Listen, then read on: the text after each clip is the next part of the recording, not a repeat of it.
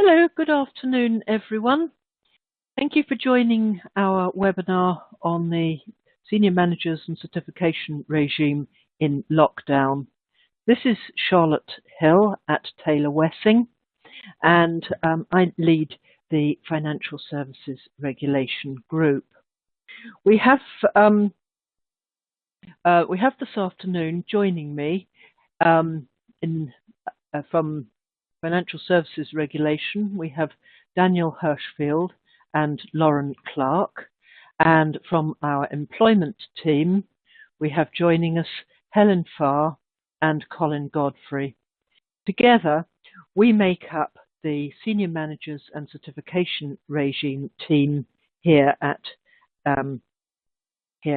Taylor Wessing. So this is a very challenging period that we are in at the moment. We're going into, we've been into lockdown, we're coming out of lockdown, so we thought that it would be timely to talk to you about the various challenges and opportunities as well, I think, that are coming up. So we're going to be talking about 5 different areas this afternoon: the expectations of the regulators, which Daniel is going to kick off with; delays to certification, conduct rules, training and reporting of directory persons, which I will talk about; managing certification remotely, which Lauren Clark will be talking about; and then Colin will be talking about dealing with breaches of the conduct rules, and Helen will be talking about maintaining a healthy culture. So on that, I will hand over to Daniel, who will be talking about the expectations of the regulators. Thank you, Daniel. Thank you very much, Charlotte, and good afternoon to everybody.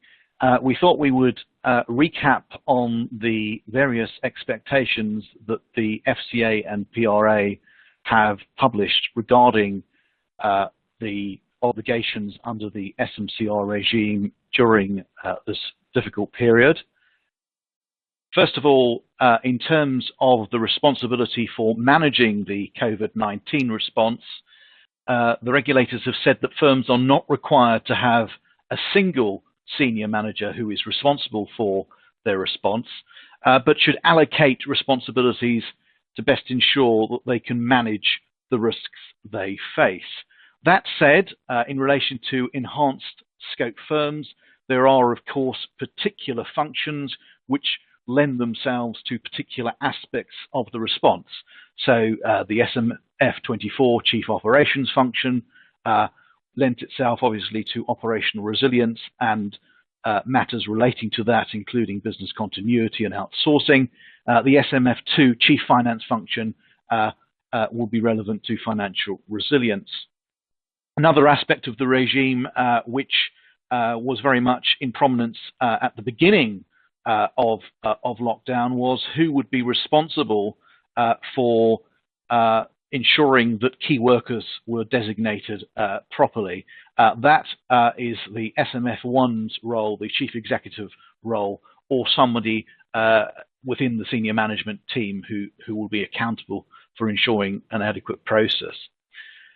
So what do those senior managers need to do? Well, they need to consider where the current situation might lead to emerging risks, how it affects existing risks, along with the controls used to manage them. The key point to note, and it shouldn't come as a surprise, is that there is an increased focus on senior manager accountability. What about statements of responsibility? What about changes to statements of responsibility? Well, essentially, two ways in which these are dealt with. If you are a solo regulated firm, the FCA has said that they won't enforce the requirement to submit updated statements of responsibilities where the changes relate to COVID and or temporary. However, if you're a dual regulated firm, they do expect updates to be provided as soon as reasonably practicable. The key point is to keep your internal documentation up to date and to ensure you have a running commentary, as the regulator says, of your senior manager population and the responsibilities during this period. An important flexibility which the regulator introduced was something called a modification by consent in relation to 12-week absence covers. So as it stood prior to this modification by consent, it was possible for somebody who was not approved to take on the role of a senior manager for a 12-week period. Well, this can now be extended to 36 weeks, and in fact, prescribed responsibilities can be allocated to the person standing in. As at Monday, 109 firms had obtained this modification by consent. The FCA, however, does expect prescribed responsibilities to be allocated to another senior manager if possible, and we've just reiterated the general principle about how prescribed responsibilities should be allocated on the slide. It's important for the covering manager to have access to the relevant governance forums, and once again, just to emphasize, it's very important that internal documentation is kept up to date, including the statements of responsibilities. We thought we'd also include another population which is not, in fact, part of the senior managers regime, but the legacy approved person regime, namely benchmark administrators and appointed representatives, and you'll see some similar themes here. So the 12-week rule, that can be extended to 36 weeks. In the case of an appointed representative, the principal firm must notify the FCA rather than the appointed representative, and it's worth noting that this can be applied on a cautionary basis. So it may be something that you do not need immediately, but it's something that you might find useful. Important to note that CF30 roles, customer function roles, they can't be covered using the 12-week rule. The application to the benchmark administrator regime is slightly more restricted, as they will become subject to SMCR on the 7th of December 2020. Again, similar position as regards documentation. All I would say here is, once more, you must keep a detailed note of the responsibilities that have been allocated, a running commentary, and the principal firm should do the same for their appointed representatives.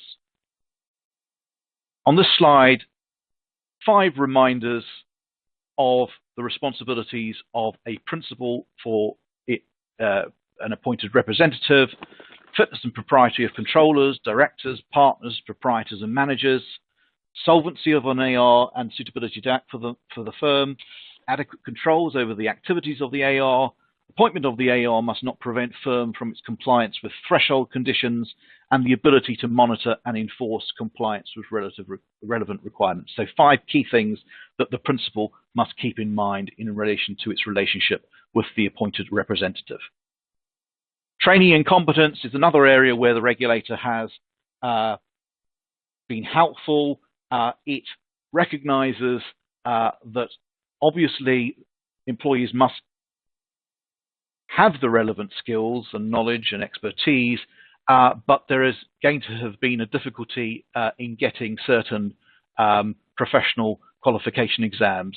So within 48 months, which was the time limit pre-COVID, extended to effectively 60 months, and the FCA has adopted this approach until 31st of October 2020. Firms must also still demonstrate that relevant individuals remain competent to carry out their work, and CPD hours can be carried over to the following 12-month period in exceptional circumstances. And we set out here what those circumstances are, and they should be relatively self-explanatory.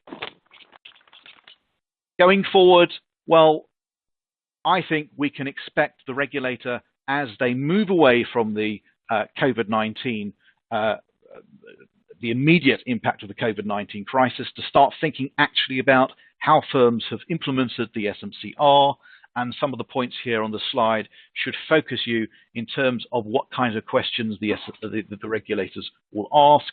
And we also think it's very important to be thinking now and working through and revising your Brexit preparedness plans as we do, in fact, get closer and closer to the end of the transition period. COVID-19 may itself have had an impact on those, and the regulators will use the senior managers regime as a lens through which to examine a firm's compliance in this area.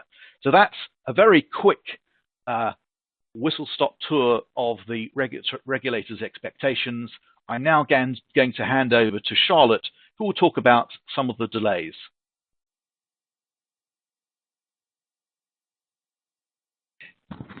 Thank you very much, Daniel. I'll talk about, yes, indeed, this is Charlotte here, and I will talk about some of the delays to the implementation dates. I think COVID has thrown everything out of whack, and this is one of the things it has thrown out. So the FCA asked the Treasury to delay the deadline for solo regulated firms. And that's a deadline to undertake the fitness and proprietary assessment of certified staff. And the delay the deadline was originally 9th December 2020, and it's been delayed to the 31st of March 2021. And the Treasury has agreed to that delay. That delay will give firms significantly affected by the pandemic time to make the changes they need. And the FCA has consulted in CP 2010, the FCA has consulted on making changes to its rules to affect the change. So in the consultation paper, it has proposed extending the deadline in the handbook for assessing certified staff as fit and proper. The date the rules apply for staff who are not senior managers or certification staff. The date that firms must submit information about directory persons to the register, and Lauren's going to say a bit more about the directory in a minute. And that should give firms significantly affected by COVID-19 time to make the required changes. Extending the deadlines will ensure that they remain consistent and will provide extra time for firms that need it to deliver effective training on the conduct rules. So on the 2nd of December, we had the statutory instrument changing the deadline, and FCA is finalising its proposals, and the final rules and responses are going to be published in October 2020.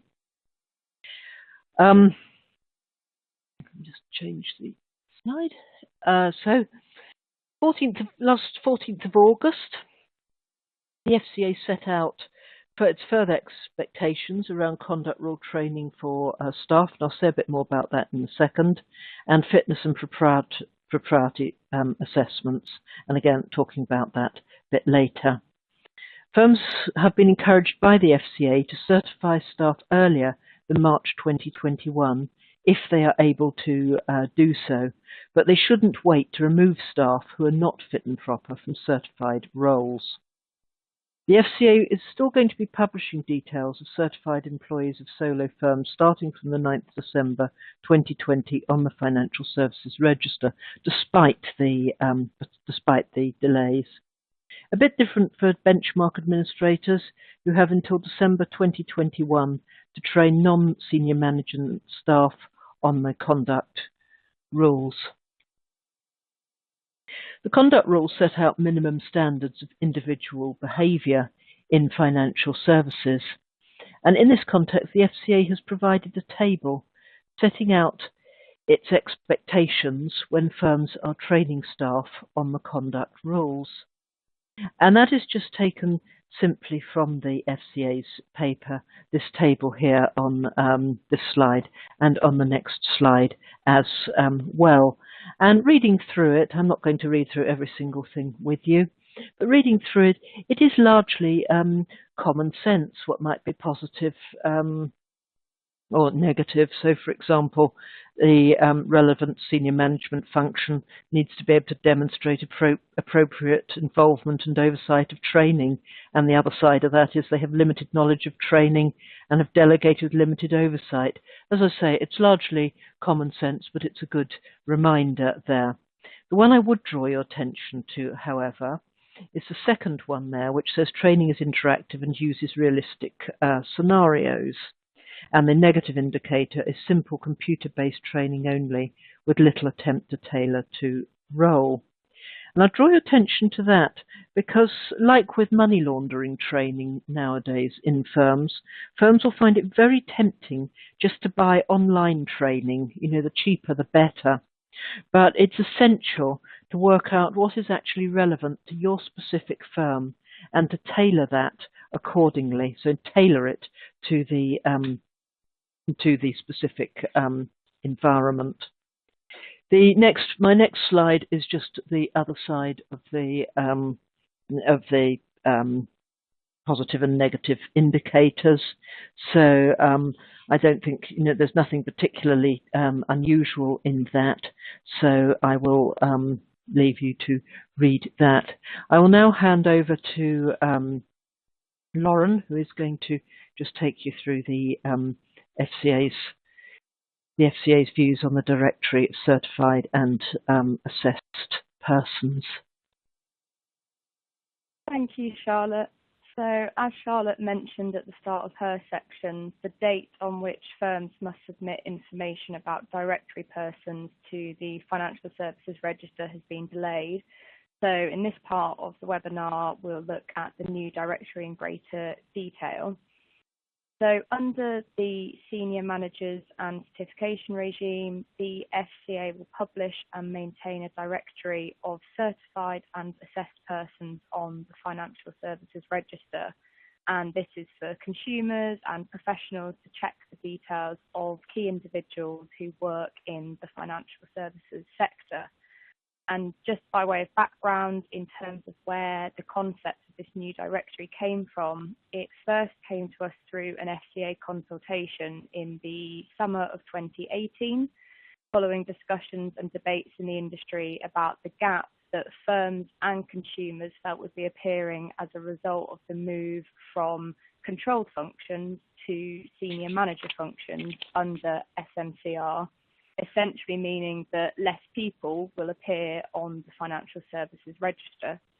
And there was a strong feeling that if there was not something to bridge that gap, it would, for example, be much more difficult for firms to verify individuals they want to employ and for consumers to look at the history of certain individuals. So the Financial Services Register, as it was, is solely for persons holding senior manager functions, whereas directory persons consist of those people within the certification regime, directors who are not performing senior manager functions, and that's both executive and non-executive, and other individuals who are sole traders or appointed representatives where they are undertaking business with clients and require a qualification to do so. So as part of SMCR, as I said, firms must submit their directory persons data, and they do this using the FCA's Connect system.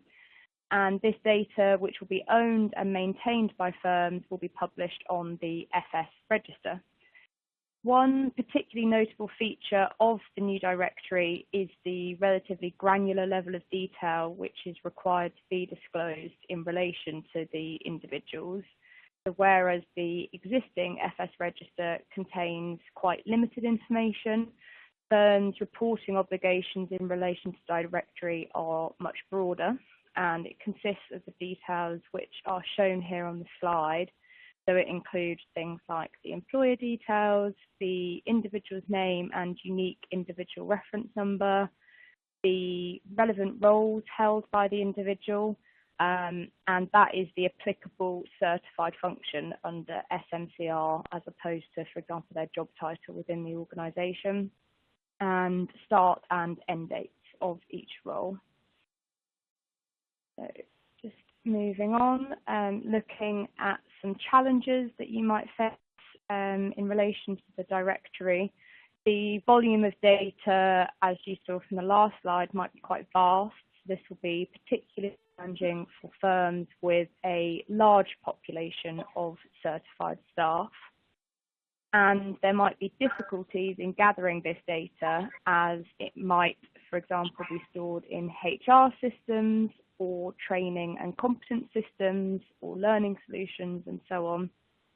And there might also be some difficulty with obtaining focus and support within your firm. So a specific senior manager will be ultimately accountable for the information provided on the directory, and it's therefore important to ensure that the relevant senior manager understands the directory, what it is, the mechanics, and as I said, they'll ultimately bear responsibility. There could also be some mechanical problems with uploading data to the system, and the FCA has published some top tips on its website. Sorry, I'm just getting some feedback, just 1 second.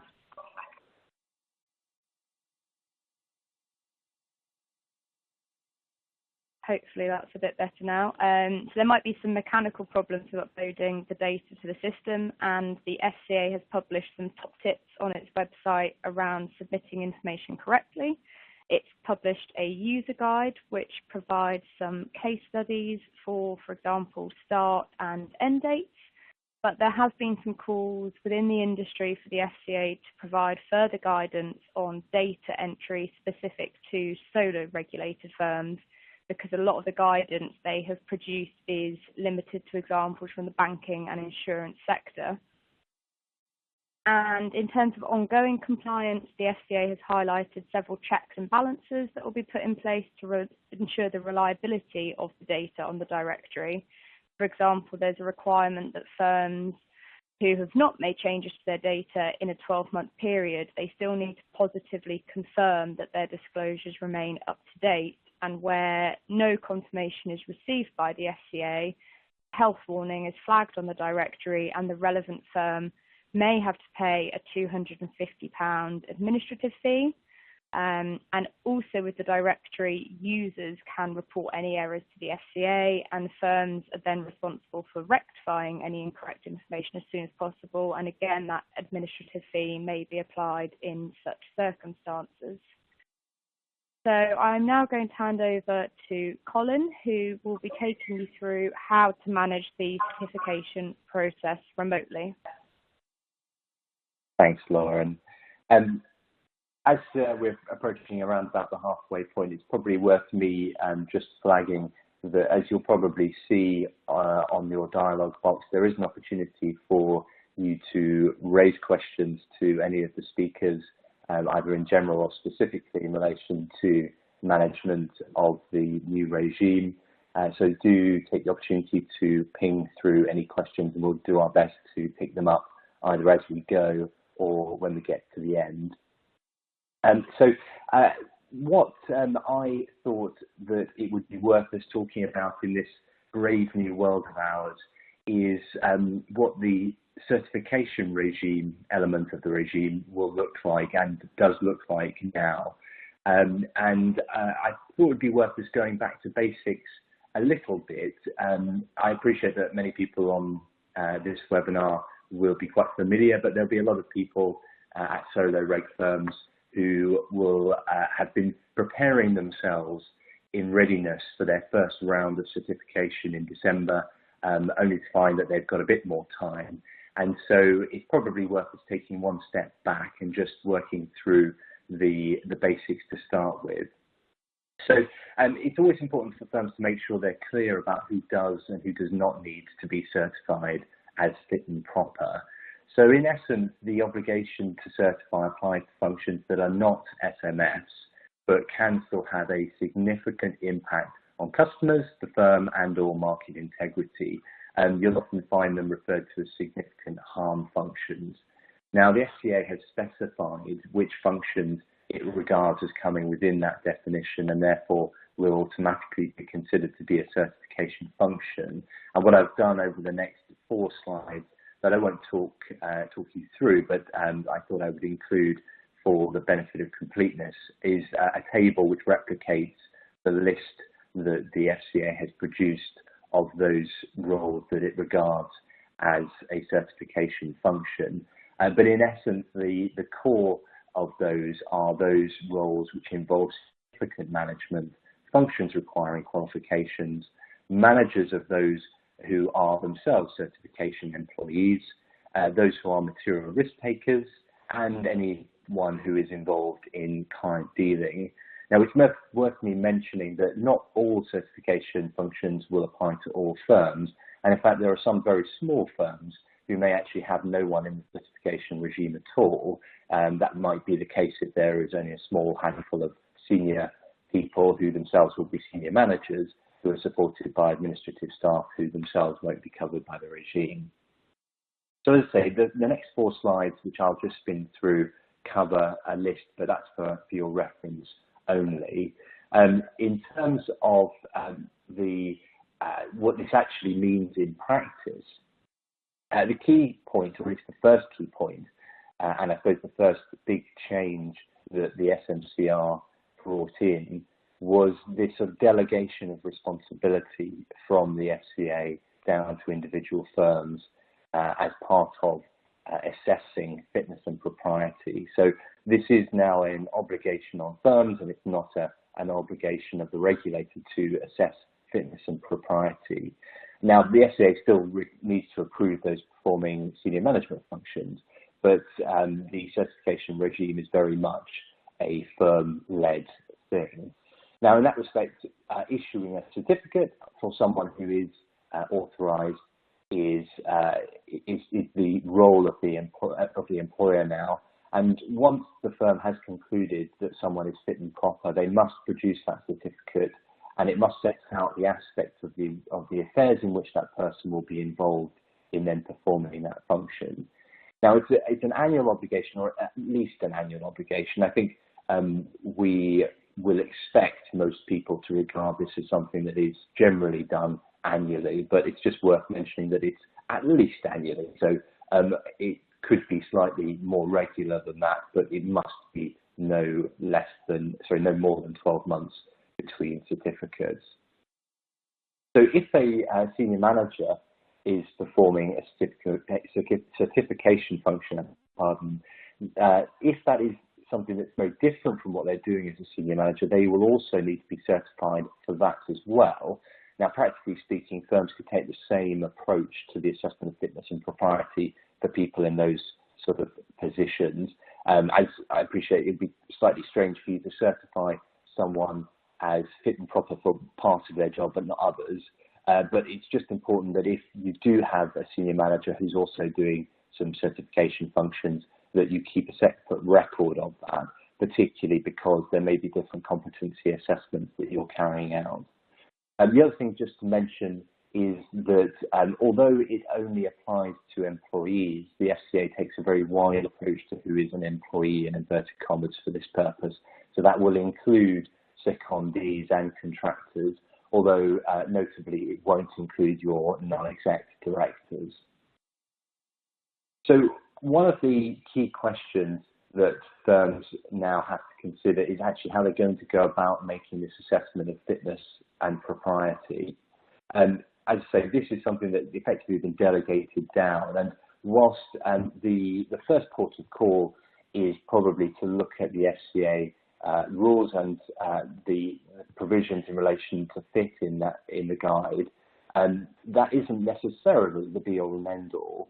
Now, FIT sets out the guidance about the sorts of things that firms should consider when assessing fitness and propriety, and this will probably be quite familiar to all of you because the assessments are quite similar to the approved persons regime, and the core elements under FIT are on the slide there. So honesty, integrity and reputation, competence and capability, and that includes satisfaction of any relevant FCA training and competence, and also financial soundness. Now, Helen's going to be talking about these particular things and the evidential requirements expected in each case in some more detail in a moment. But at this stage, it's worth stressing that these are pretty broad concepts, and that means that it is very much the onus on the firm to decide how it decides whether or not these relevant criteria have been satisfied.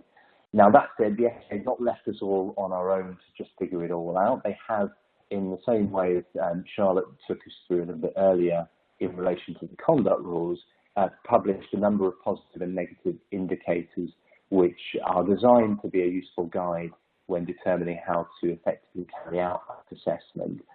Now, much as Charlotte indicated before with the positive and negative indicators for the conduct rules, a lot of this is quite common sense.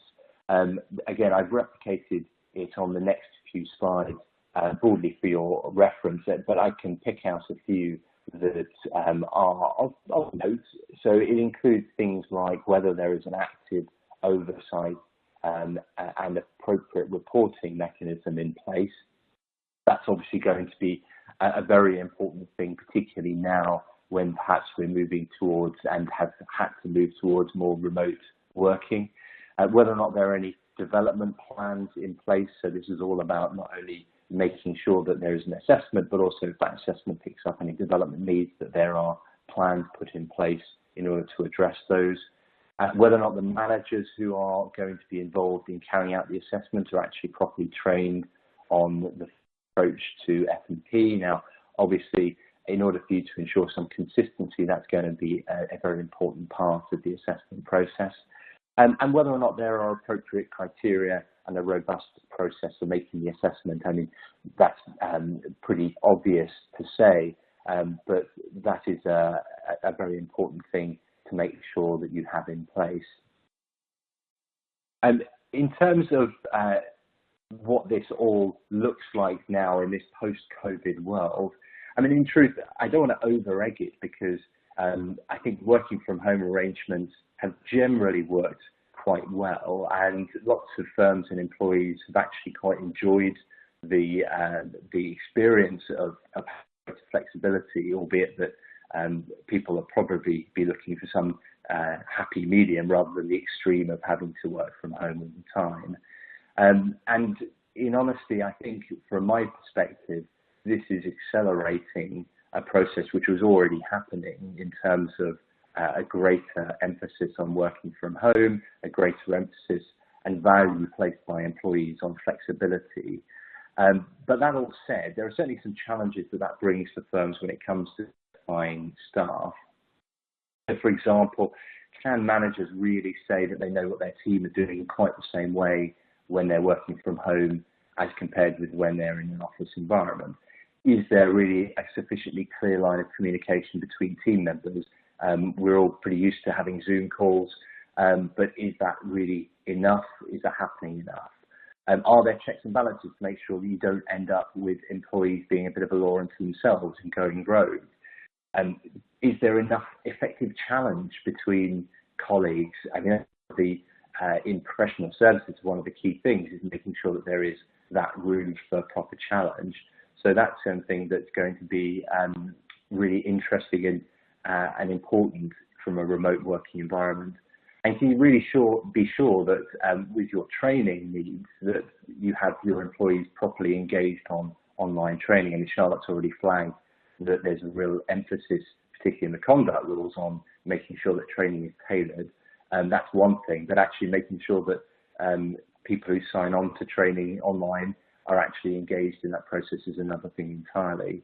So although a number of those things are probably nothing new for you when you're managing your workforce, it is thrown into sharp relief when you physically can't see the people who you're having to manage and ultimately having to certify fit and proper. So how should you be thinking about certification in this virtual world? I thought about this really with the sort of the what, when, where, who and how of it. Starting with the what, I mean, what standards are you going to be measuring against? I mean, being clear about that and making sure that those are readily understandable, both by those who are applying the standards and those being assessed, is going to be really important. When are you going to be carrying out these assessments? Now, many firms will be building this into their general HR processes and annual appraisals. Now, that's often a very good idea, but it is really important that that's more than just a box-ticking exercise. So do make sure that if you're updating your forms for your certification process, that is clearly recorded, and also make sure that all those involved in the process understand that whilst the assessment might only happen once a year, but the process of ensuring that staff remain fit and proper is an ongoing thing. And so setting objectives for development and ongoing and monitoring those things on an ongoing basis against some easily identifiable objectives is a very important part of this process. Where are you going to do it? I mean, that's something that you probably never used to have to think about. But is it going to be a video call? Are you going to do it in person? Obviously, subject to what next is going to happen. At the moment, it looks like the government is quite keen on people going back to the office, at least temporarily. Is it possible to ask somebody to come in for the odd day in order to ensure that you have them physically in front of the assessor for the purpose of the certification? I think there's some value in that. I do think it's good to see somebody when you're carrying out these assessments, and so avoiding the telephone at least is probably good. Who's going to do it?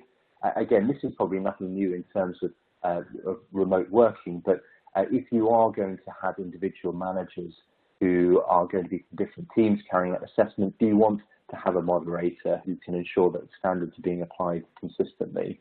The other thing here is obviously a lot of managers, particularly at solar reg firms, won't have had to come across this before. So I think training people up, particularly for this first assessment, is going to be really important.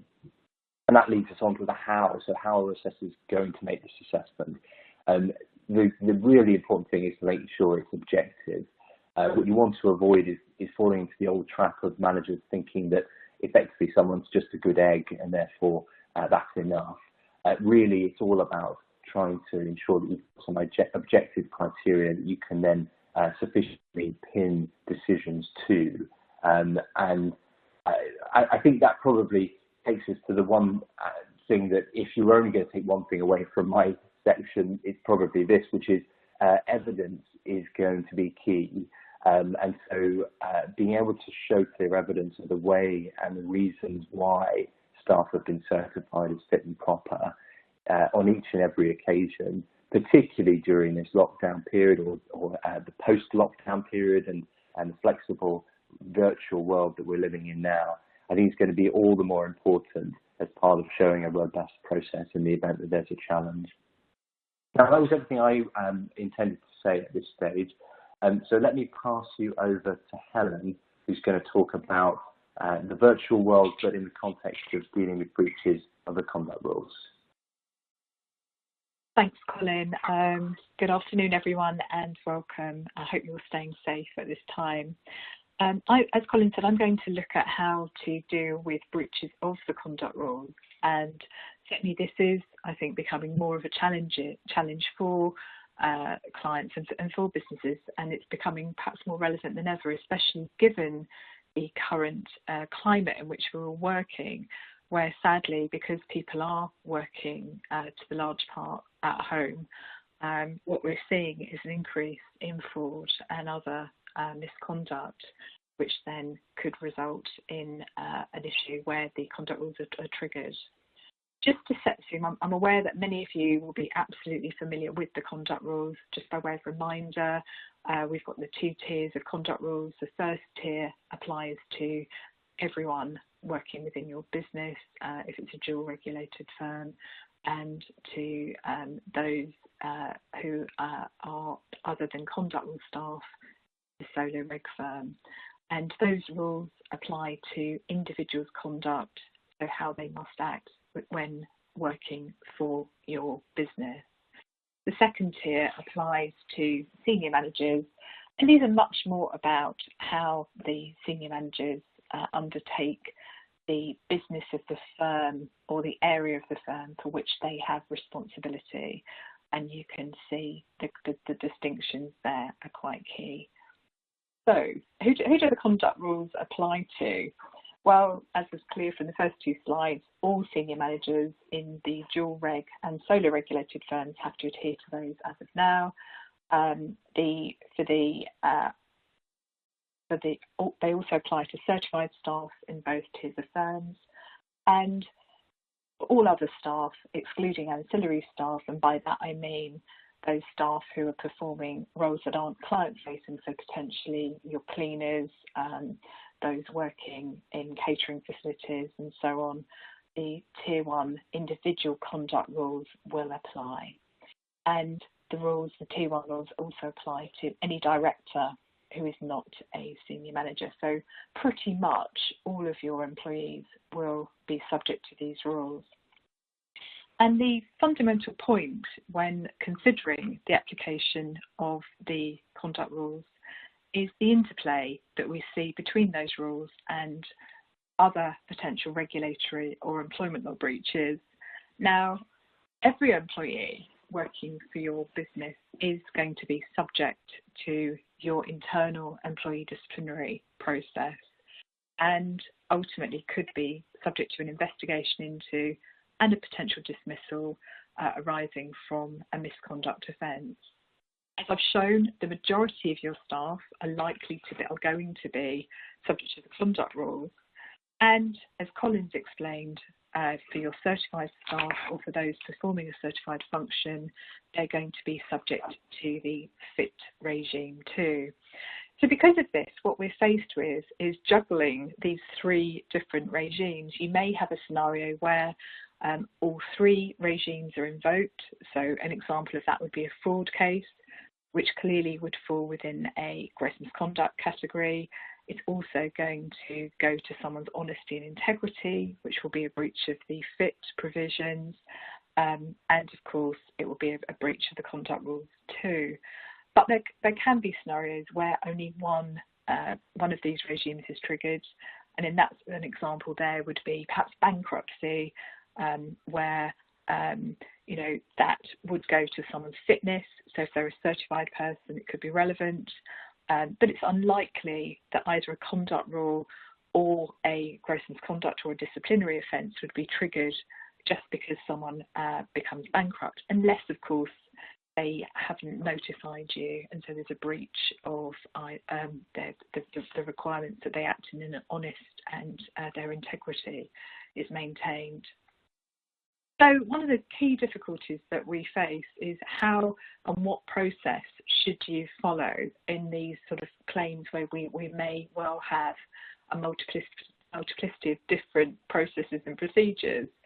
So what the regulator is very clear about is that you must have separate processes in place for allegations that could involve a failure of fitness and propriety, allegations that could go to someone's conduct, and finally disciplinary.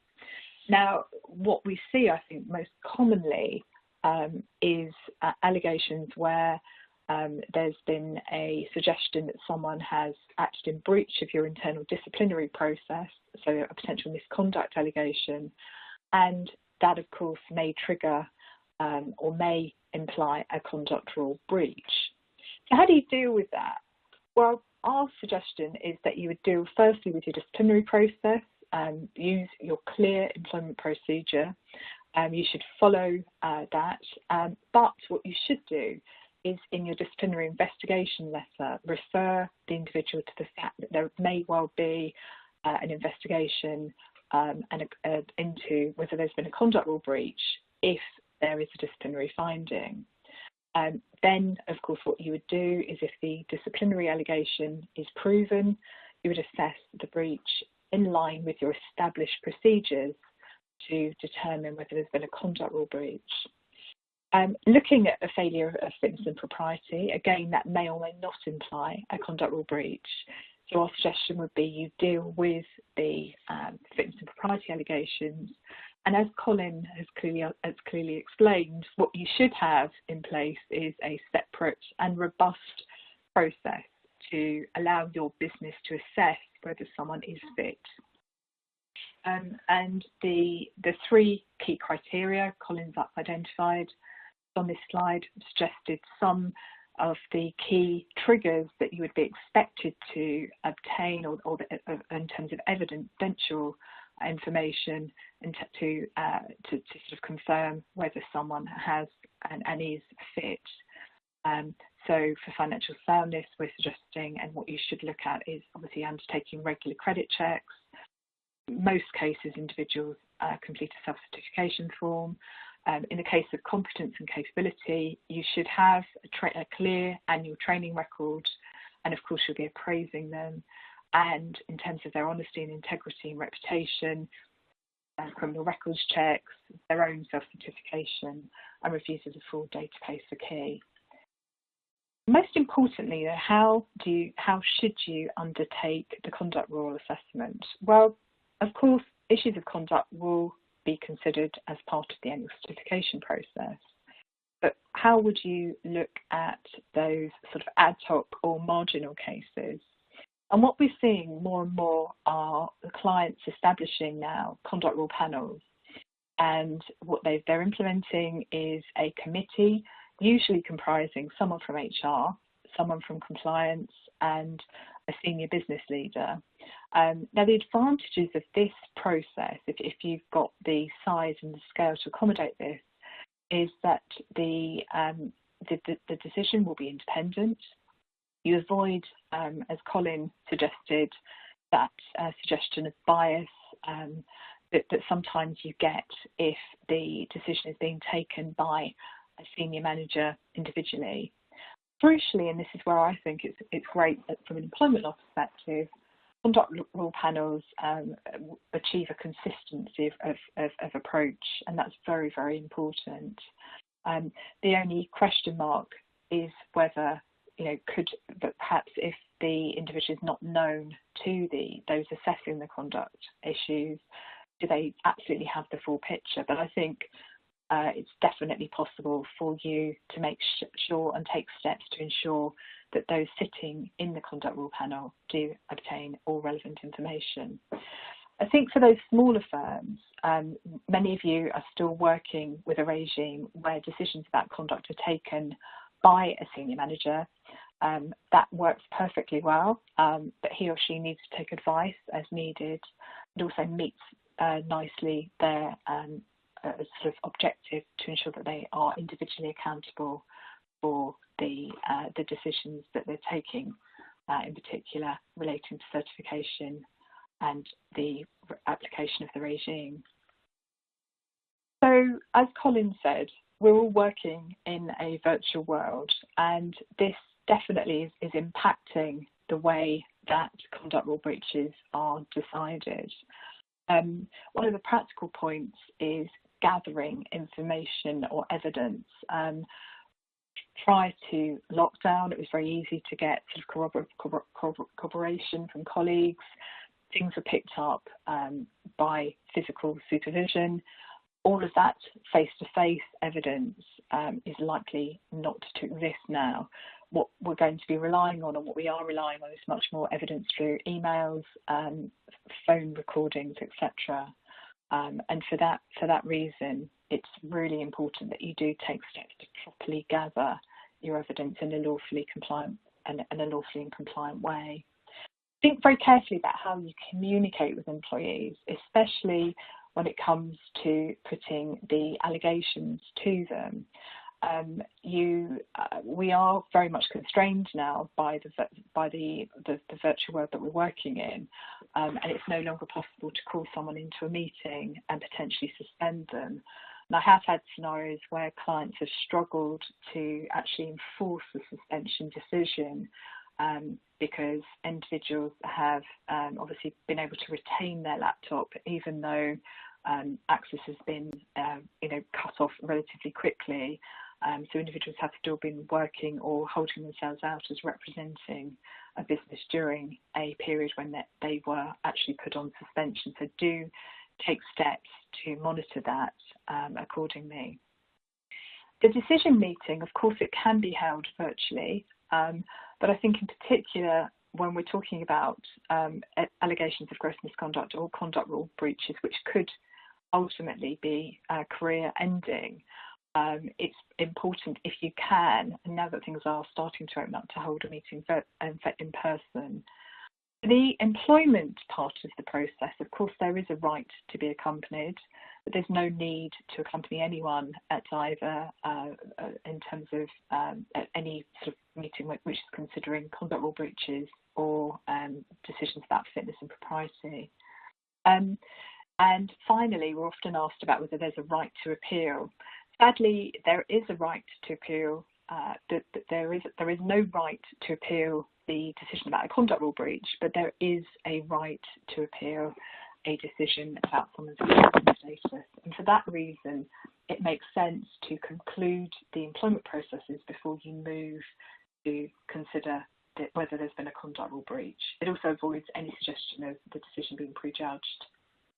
And finally, just to remind you that if you do make an assessment that there has been a breach of the conduct rule, both the solo regs and your firms who are listening, you have to complete your annual reporting requirement and the details that you need to complete are set out on the slide. Don't forget that nil returns are still required. Of course, that doesn't mean that if there's a serious breach that you can overlook it. And so if the breach is sufficiently serious, you have to tell the FCA immediately under Principle 11. And finally, the position relating to senior managers is that you would either complete Form D or Form C to notify the FCA within 7 days of the decision that there's been a conduct rule breach. I'm now going to hand back to Daniel, who's going to look at issues of conduct. Thank you very much, Helen. And just before I do that, I wanted to address a question which has come in from one of the participants regarding what to do about viewing original ID documents for background screening for senior managers and certified persons. A good question to ask. We think that the approach one would take in this scenario is much the same as what one would do in regards AML requirements under the money laundering regulations, namely to use the remote methods of videos or selfies. The regulator, in fact, put out a Dear CEO letter at the end of March addressed to firms that provide services to retail investors on the impact of COVID-19 and made it clear that whilst they expected those obligations under the MLR to be complied with, they did see that there were grounds for flexibility, and we think that that approach can be applied to the type of verification exercise that would be used for SMFs and certified staff. Okay, so we're going to conclude today's webinar by looking at a healthy culture. Just to recap, the FCA has defined what it means by culture. It says it's the habitual mindsets and behaviors that characterize an organization. And it has identified 4 key drivers, which you will see in almost all of their communications regarding culture. Purpose, leadership, approach to rewarding and managing people, and governance.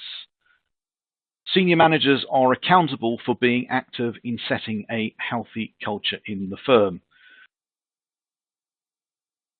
Jonathan Davidson, Director of the Supervision at the FCA, has said that poor culture is a fundamental root cause of financial misconduct and harm to market integrity. The FCA's business plan of 2020-2021 again stresses that the importance of culture in terms of the impact it has on outcomes for consumers and markets, and the fact that the FCA will continue to focus on those 4 key drivers and the effectiveness in reducing potential harm from firms' business models and strategies. Not surprisingly, COVID-19 has sharpened the regulator's focus on conduct and culture and governance. A firm's response to the pandemic is likely to be a key cultural indicator. There is also a continued focus on non-financial misconduct, such as bullying, harassment, exclusion, intimidation, and so on.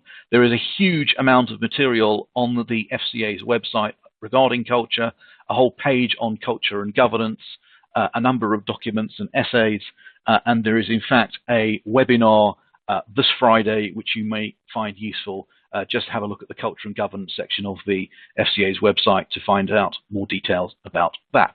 I'm going to now hand over to Helen, who's going to talk about some of the challenges and possibly opportunities relating to culture in this virtual age. Thanks, Daniel. I think we probably all know what the challenges are, and so I'm just going to skip over this slide and move over to some of the opportunities. And I think they are really good opportunities for you to put in place proper systems and controls, and to build on those processes that you already do have to meet those challenges that we're all facing, maintaining culture virtually. Because after all, how do you maintain culture as a business if the culture is the way things are done around here, when there's no real expectation or understanding of where we all are, or the organisation that we're working for? I think the starting point is, and I can't stress this enough, to focus on training. So think about training on your internal policies and procedures, your compliance rules and those standards, and really do refresh even that with your existing staff who you think should know about it. I do think that, building on Charlotte's point about conduct rule training, it's incredibly important to update the training that you're offering to look at some of the challenges that people face now because of the virtual working environment. Think about how staff can prevent conduct rule risk. I could talk for ages about non-financial misconduct, but I do think that businesses should be focusing on that. I think a lot of organisations have been, especially with the Black Lives Matter campaign, but also think about your steps to train on unconscious bias issues. The regulator is very keen to emphasise the importance of developing a speak-up culture, and for that reason, your whistleblowing and escalating channels should really be clear and clearly understood by everyone. And with the same token, allow your middle management to be able to take action appropriately, and also to implement simple reporting lines. One of the concepts, again, that the FCA is focused on is the concept of establishing a tone from within. And what that means is really engaging your staff to ensure that everyone understands and believes in your common corporate purpose, with the expectation that there will be a really positive business benefit. So finally, what's the future going to hold? Well, for those of you who may have read the FCA's most recent document published on this last week, the Messages from the Engine Room, it's entitled Messages from the Engine Room, 5 Conduct Questions.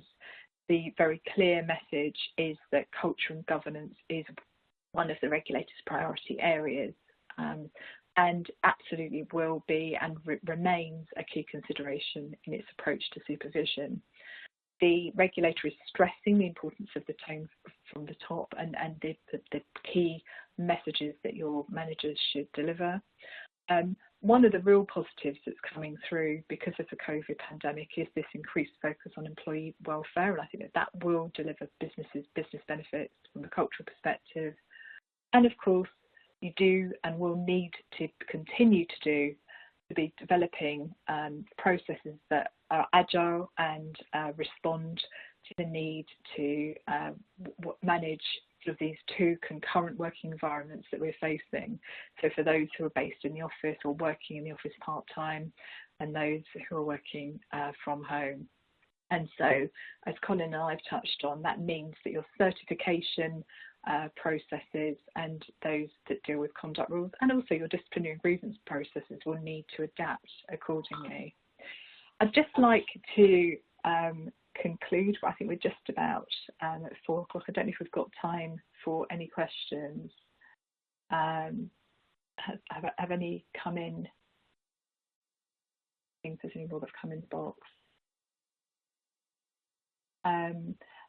There is one, but I think because of time, what I'll do is we'll respond to that directly. I will just wrap up by saying thank you all very, very much indeed for listening. I hope that you found it enjoyable and that your questions have been answered. Today's session is just one of many that we run from Taylor Wessing. We will be running more regulatory roundups through Charlotte and Daniel and Lauren. And of course, there'll also be lots more events that the Senior Management Certification Regime team will be running. So we look forward to welcoming you to new events, and we hope that you found today useful and informative. Thanks everyone for listening. Thank you. Thank you. Bye-bye.